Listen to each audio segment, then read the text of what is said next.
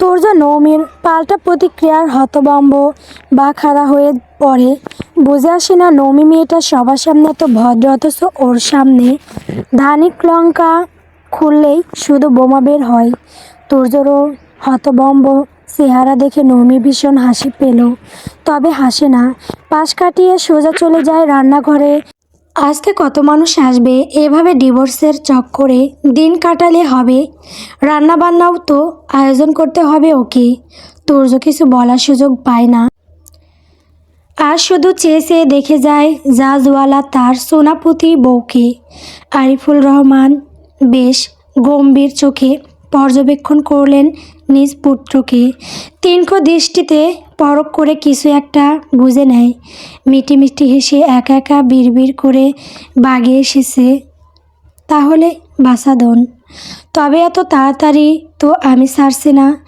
এই এই যে ঝামেলার মেশিন, তোমাকে এক গাদা সমস্যা নিয়ে আসতে বলেছে কে? হ্যাঁ, ছেলেটা এতদিন পরে বাড়ি ফিরল, কই বসে দুটো বুঝের কথা বলবে, নৌমিকে মেনে নিতে বলবে, তা না উনি এসেছেন অশান্তি করতে।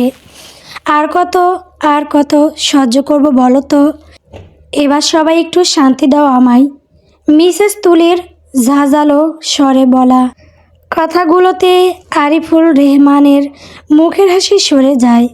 চোখ মুখ যথেষ্ট গম্ভীর করে বলে, তোমার পুত্রকে বিকালে একটা ফিডার কিনে এনে দিব। সে তো কচি খোকা, কিচ্ছুটি বোঝে না, তাই না বাবা?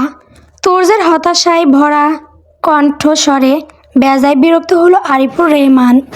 চোখ তুলে সরাসরি চাইলেন ছেলের দিকে। ভুল বলেছি আমি, তুমি না বলতে আমার আদর্শ আমার বাবা। কিন্তু আমার তো এমন কোনো রেকর্ড নেই যে বউকে বিয়ের আসরে ফেলে এসেছি, বরং বিয়ে করার পর থেকে তোমার মায়ের হাতটা বগল দাবা করে হেঁটেছি। ছোটবেলা থেকে তো দেখেছো কিভাবে তোমার মায়ের যত্ন করেছি আমি। কিন্তু তুমি কি করলে? আমার ছেলে হয়ে এমন একটা বাজে কাজ করলে কিভাবে তুর্য? মানলাম বাধ্য করেছি তোমার বিয়ে করতে, তাই বলে ভরা আসরে আমাদের এভাবে অপমানের মুখে ফেলবে? এত রাগ যে তোমার বাড়ি ছাড়লে একটা বারো নিজ থেকে ফোন নিয়ে খবর নিয়েছো? আরে যাই হোক, জোর করে বিয়ে দিই আর যাই করি, তবে মেয়েটা তো তোমার স্ত্রী, তখন একটাবারও খোঁজ নিয়েছো ওর বাড়ির মানুষের সাথে? পর্যন্ত যোগাযোগ রাখুনি 1 বছর।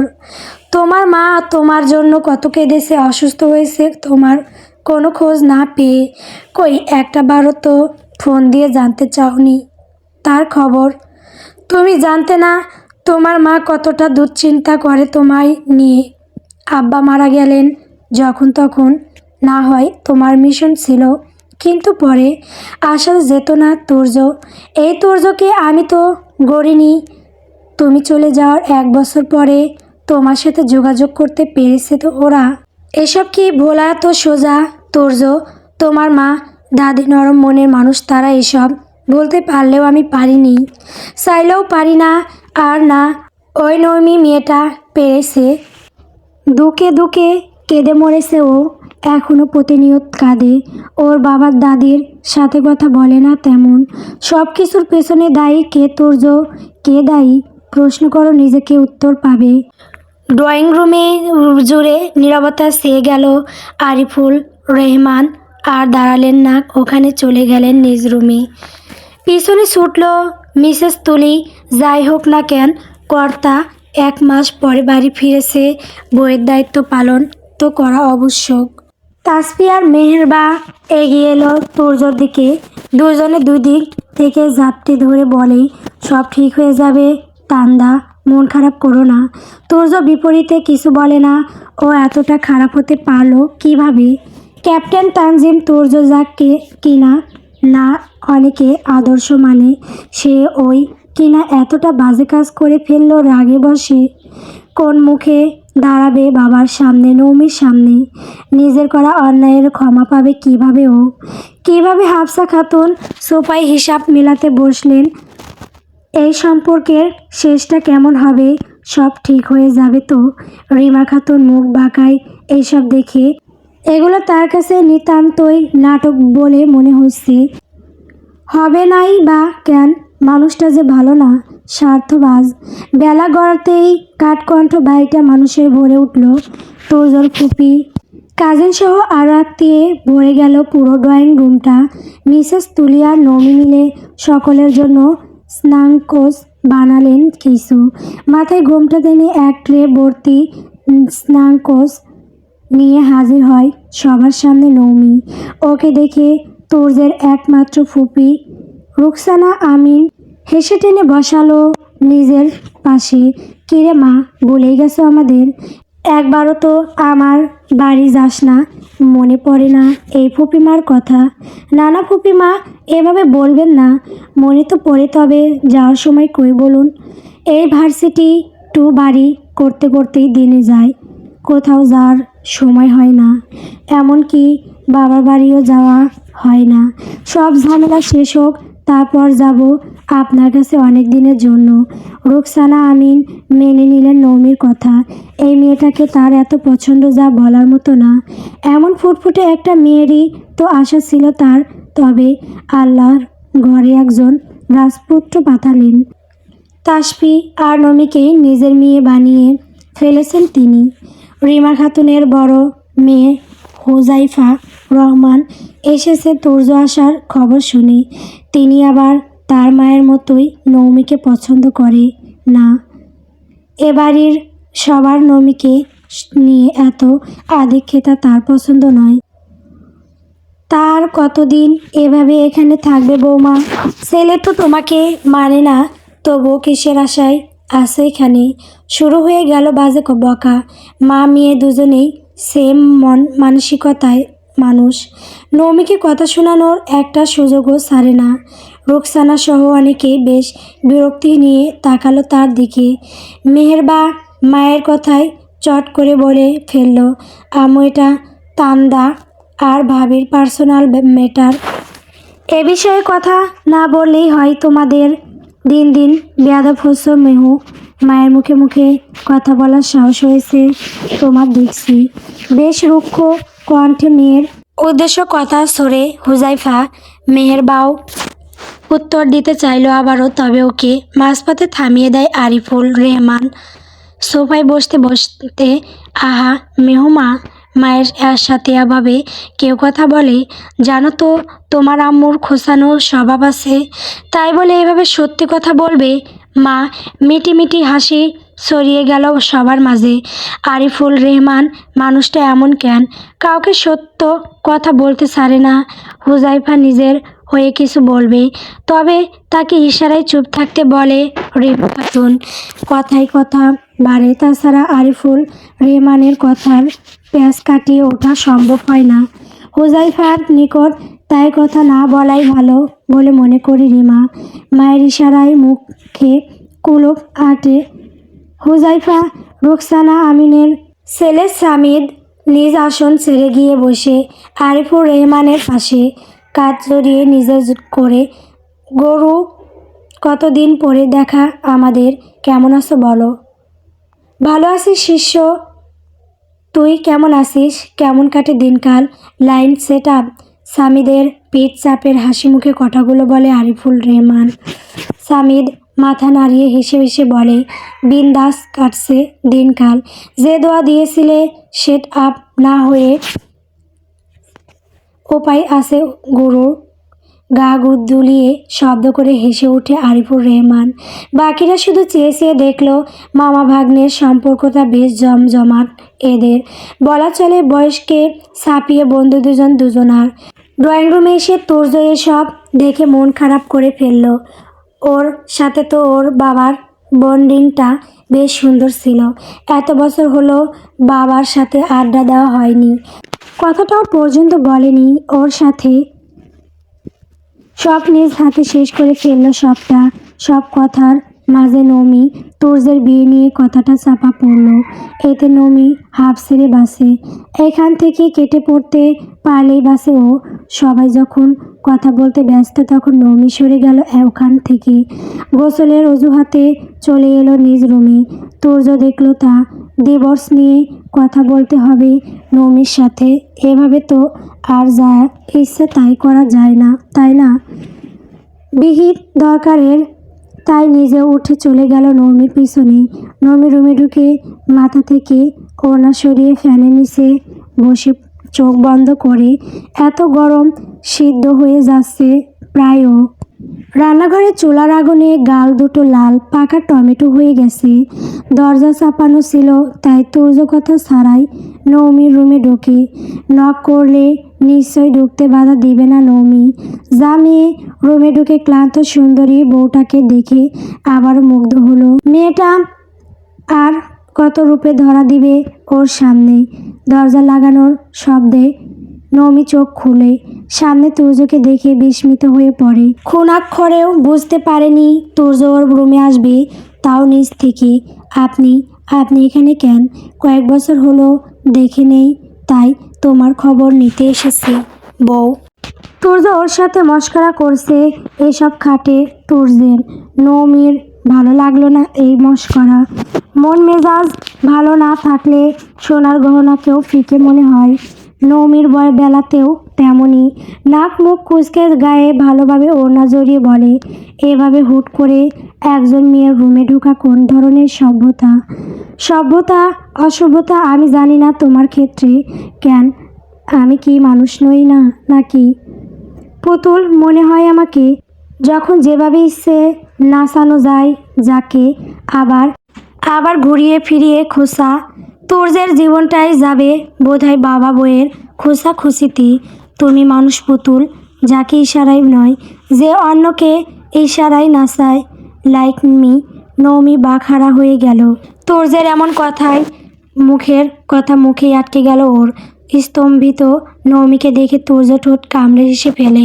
হুঁশ আসলে নৌমি নিজেকে সামলায় না। নৌমি, এই পুরুষের কথায় গলা যাবে না, কোনো মতেই না।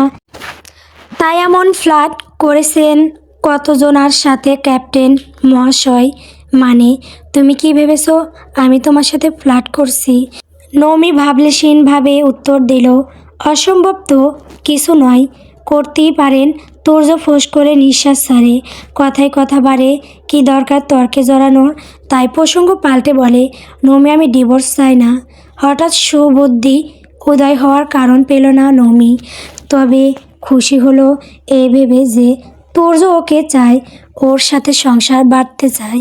তবে খুশিকে চেপে বলে, কিন্তু আমি চাই। বিশ্বাস করুন, আমি হাঁপিয়ে উঠেছি এই সংসারের মিথ্যা জালে। এবার মুক্তি চাই। আপনার সাথে ডিভোর্স হলে বাবার পছন্দের ছেলের সাথে বিয়েটা করে ফেলবো। শেষ কথাটা তুর্যের প্রতিক্রিয়া দেখার জন্য ছিল। নমি পুরোটা কথা মনোযোগ দিয়ে শুনল, তবে শেষ কথায় মেজাজ হারালো। ওর বউ হয়ে অন্যকে বিয়ে করার পরিকল্পনা করছে। দু কদম এগিয়ে নমির দু কাঁধ ধরল শক্ত হাতে। দাঁত কিরমির দিয়ে বলে, তাই বিয়ে করবে অন্যকে? তা এতদিন করনি কেন মিসেস? কেন ছিলে আমার ফেরার অপেক্ষায়? কেন? শক্ত বন্ধনে নমি ব্যথা পেল, তবে চোখ মুখ স্বাভাবিক রাখার চেষ্টা করলো। চোখ রাখলো তুর্যের কুচকুচে কালো চোখের মণিতে। তেজস্বী কণ্ঠে বলে, কেন করিনি জানেন? একবার দেখতে চেয়েছিলাম সামনাসামনি আমার সাথে জুতি বাঁধা পুরুষটিকে। আপনার ফেরার অপেক্ষায় ছিলাম করে ফিরবেন, আর আমি আপনার সামনে ছুঁড়ে মারব ডিভোর্সের কাগজটা। তুর্যের বাদ আগলা হয়ে এলো। চোখ মুখে বর করলো অসহায়িত্ব। নমি কি ওর থাকবে না? তীরে এসে তরি ডুবতে দেখতে হবে ওকে। এত নিজের ভুল বুঝতে পেরেও ফেলেছে হয়তো দেরিতে, তবুও ফিরেছে। তবে কেন এমন করছে নমি? শক্ত হাত দুটো স্থান পরিবর্তন করলো। নমির তুলতুলে ফোলা গালে হাত রাখলো। শক্ত হাতের নরম ছোঁয়া পেয়ে কেঁদে উঠল নমি। স্বামীর থেকে এই প্রথম ছোঁয়া পেল ও। তীর তীর করে কেঁপে উঠল ঠোঁট, চোখের পাতা কান্না আসছে ওর। বুঝতে পেরে চোখ খিসে বন্ধ করলো। ও চোখের পানি কাউকে দেখাতে চায় না। তোর্য যত সম্ভব কণ্ঠে নমনীয়তা নিয়ে বলে, বউ, ও বউ, একটিবার ক্ষমা করা যায় না তোমার এই অদম্য স্বামীকে? একটু ক্ষমা করো না বউ, চলো না সব ভুলে আমরা সংসার শুরু করি। বিশ্বাস করো, আর কাঁদাবো না। প্লিজ ডিভোর্সের কথা মুখে এনো না। এমন নরম কণ্ঠে আরও কান্না পেল নৌমির। দূর ছাই, চোখের পানিগুলো বেইমানি করে কেন না চাইতেও গড়িয়ে পড়ে। না না, ওকে মোটেও নরম হলে চলবে না। ও যতটা পড়েছে, তোর্য না হয় তার অর্ধেকটা পুরো। নিজেকে যত সম্ভব শক্ত করে চোখ দুটো খুলে চোখ ভর্তি পানি নিয়ে তোর্যের কথার বিপরীতে হাসলো। সব ভুল তো বলছেন তোর্য। কীভাবে বলি বলুন? আমিও তো চাই এই 5টা বছরের লোকের যত কথা শুনেছি সবটা ভুলে যেতে, কিন্তু পারিনি। বিশ্বাস করুন, আমি পারিনি। জানেন তো, শারীরিক আঘাতের থেকে কথার আঘাত বেশি কষ্টের। শরীরের আঘাত তো দেখা যায়, তবে মনের আঘাত তা তো অদৃশ্য। কিছু কথার আঘাত বহু বহু পর্যন্ত পৌঁছে গেছে আমার। মৃত্যুর আগ পর্যন্ত আমি তা ভুলবো না। জানেন, একটা মেয়ে তার স্বামীর প্রতি অগাধ ভরসায়, ভালোবাসার আশায় শ্বশুর বাড়ি আসি, অথচ আমি এসেছি মানুষের কথা শুনতে শুনতে। কত কথা শুনেছি আমি, অপায়া, অলক্ষ্মী, বেহায়া, বেশ্যা, আরও আরও কত কিছু। রোজ রোজ বাহিরের মানুষ এসে শুনিয়ে গেছে আমায়। তবে স্বামী ভাগ্য ভালো না হলেও শ্বশুরবাড়ির ভাগ্য ভালো। কত আদরে রেখেই আমায় বিন্দুমাত্র বাজে কথা বলেনি। এত বছর ধরে আমি যা যা সহ্য করেছি, এগুলো কি এত সহজে ভোলা সোজা? বলা যতটা সোজা, করা ততটা নয়। স্বামীর অবর্তমানে একজন স্ত্রী ঠিক কতটা অসহায় সেই ধারণা আছে আপনার? আপনি পুরুষ মানুষ, তাই কোনো কথা আপনাকে শুনতে হয়নি, হবে না। কিন্তু মেয়েদের, তারা এখনও সব জায়গায় কথা শোনে, দোষ থাকুক বা না থাকুক। ক্ষমা বললেই কি করা যায়? কোথায় ছিল আপনার এই সুন্দর মনোভাব? হুট করে আমার প্রতি এত টান আসলো কিভাবে, যা এত বছরেও আসেনি? কি দেখে মন টানলো আমার দিকে? এই রূপ যদি অসুন্দর হতাম, তাহলে নিশ্চয়ই আমাকে নিজ থেকে ডিভোর্স দিতে, তাই না?